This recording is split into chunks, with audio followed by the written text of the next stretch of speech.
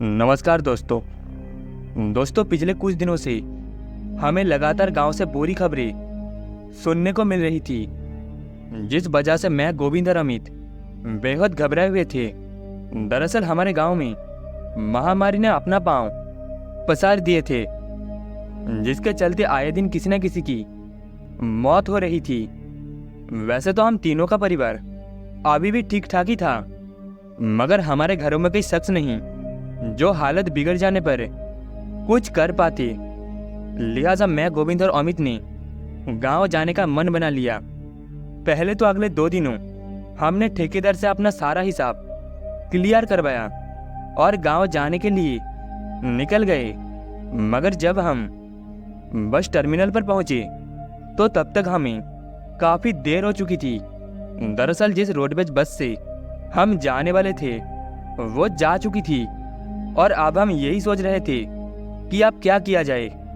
फिर वही थोड़ी पूछताछ से पता चला कि टर्मिनल से लगभग आधा किलोमीटर दूर प्राइवेट बसें लगती है, जो कि रोडवेज बसों के जाने के बाद चलती है।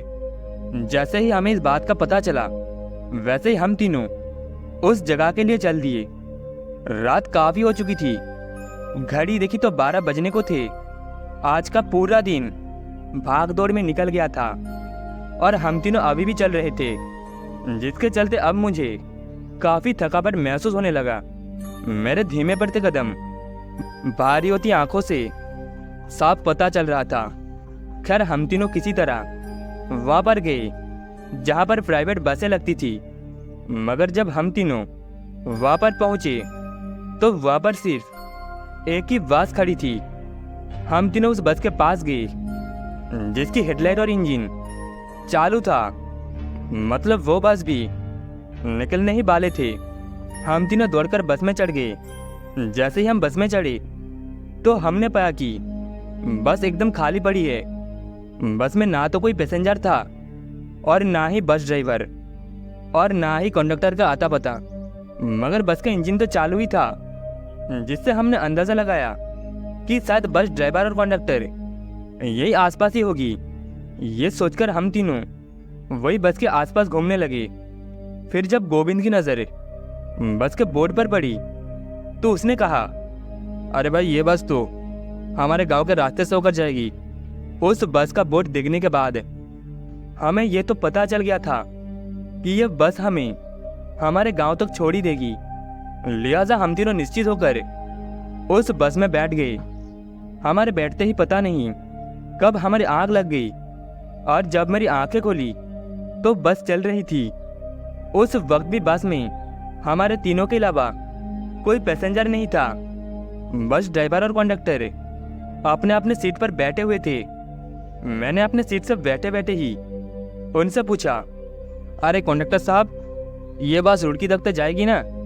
मेरे सवाल पर दोनों ने अपना सर हाँ में हिलाया, मगर कुछ कहा नहीं। यहाँ तक कि बस कंडक्टर ने किराए तक की बात नहीं की। मुझे भी लगा हमारे सिवा तो कोई और सवारी है ही नहीं, शायद इसीलिए अभी किराया नहीं मांगा, शायद उतरते वक्त मांग लेंगे। ये सोचकर मैं अपनी सीट पर वापस आराम से बैठ गया। बस चलती रही। बस में खामोशी होने के कारण फिर से मेरी आंख लग गई। कुछ ही देर के बाद बस एकदम से उछली, मानो बस के नीचे कोई आया हो। बस के उछल खाते ही मेरी और गोविंद की आंख खुल गई। मैं अभी अपने आंख मसलता हुआ बस बाले से पूछने ही वाला था कि आखिर यह झटका कैसा था कि गोविंद चिल्लाते हुए बोला, अरे अरे अमित, कहाँ चल गया? अमित के अचानक ही चलती गाड़ी से गायब होने के कारण हम दोनों हैरान थे। तो वही हमारा पूरा शक बस के ड्राइवर और कंडक्टर पर जा रहा था। तभी गोविंद बस बाले पर भड़कते हुए बोला, देखो सच बताओ, क्या किया तुम दोनों ने अमित के साथ? गोविंद बड़े ही गुस्से में और बहुत जोर जोर से बोल रहा था, मगर वो दोनों तो ऐसे बैठे थे मानो वो दोनों बहरे हो गए हो, जिस वजह से गोविंद और भड़क गया और वो उन दोनों की तरफ तेजी से बढ़ा। वह भी उन दोनों की तरफ बढ़ ही रहा था कि उन दोनों ने एकदम से अपना सर पीछे घुमा दिया। उनका वो बेहद डरावना चेहरा देखकर हम दोनों एकदम से लड़खड़ा गए। जिस वजह से हमें पता नहीं चला कि हम दोनों बस के गेट पर आ गए। और जब वो ड्राइवर अपने सीट से उठा तो डर के मारे में थोड़ा और पीछे को हुआ, और पीछे होते ही मैं बस से बाहर की तरफ गिर पड़ा। मैं अभी किसी तरह उठा ही था कि बस काफ़ी दूर चली गई। मैं वही सड़क पर खड़ा चीखता चिल्लाता रहा, अरे गोविंद गोविंद, मगर बस पल भर में ही आंखों से ओझल हो गई। अब मैं वहाँ सुनसान रास्ते पर अकेला पड़ गया था। डर से मेरे हाथ पांव थरथरा रहे थे। मुझे ये समझ नहीं आ रहा था कि आखिर अब किधर जाऊं। तभी मुझे गोविंद की आवाज़ सुनाई दी। पीछे पलटकर देखा तो गोविंद दौड़ता हुआ मेरी ओर आता हुआ मुझे नजर आया।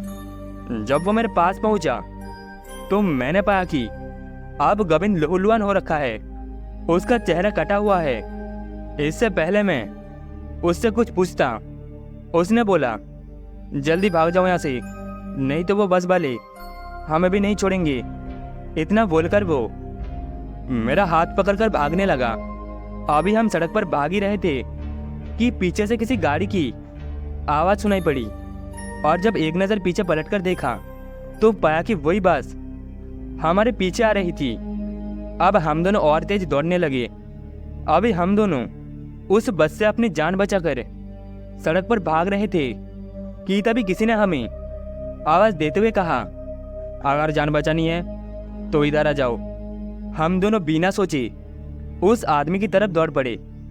जब हम उसके पास पहुंचे तो पाया कि वो एक मैकेनिक है और उसकी वही दुकान भी थी। फिर उसने कहा, आज रात तुम दोनों की जान खतरे में है। अगर तुम यहाँ से जाओगे तो वो बस तुम्हें बिना कुचले नहीं छोड़ेंगे। फिर मैंने पूछा, पर वो बस वाले है कौन और हमारे पीछे क्यों पड़े हैं? इस पर उसने कहा, अरे वो बस वाले नहीं हैं, उन दोनों ने किसी बस वाले को मारकर उसकी बस छीन ली थी, और उसके बाद वो जिसे चाहते बस से कुचल देते। एक बार जब उनकी बस यहाँ पर बंद पड़ गई तो वो दोनों मेरे पास ही आए, और फिर जब मैंने बस को ठीक करने के बाद पैसे मांगे तो वो दोनों बोले, हमसे पैसे लेगा, रुक तेरे पर ही बस चढ़ा देता हूँ। इतना सुनते ही मैंने उन दोनों के सर पर पानी से मांगा और वो चारे कंचे गिर पड़े। बाद में पुलिस वाले भी आए क्योंकि वो वांटेड थे, तो वो उन्हें ले गई। फिर बाद में पता चला कि उन दोनों का एक्सीडेंट हो गया है, मगर उसके बाद से ही ये बस यही सड़क पर घूमती नजर आती है, और जो कोई भी गलती से चढ़ जाता है तो वो उन्हें बस के नीचे कुचल देते हैं। अगले दिन हमें पता चला कि अमित की मौत हो गई है। जब उसकी बॉडी देखी तो ऐसा लगा कि कोई बस उसके ऊपर से गुजर गई हो। तो दोस्तों, इस कहानी में बस इतना ही। कहानी आपको कैसी लगी कमेंट में बताना। कहानी आपको अच्छी लगी हो तो वीडियो को एक लाइक एंड चैनल को एक सब्सक्राइब जरूर से कर देना। मिलते हैं अगली कहानी में।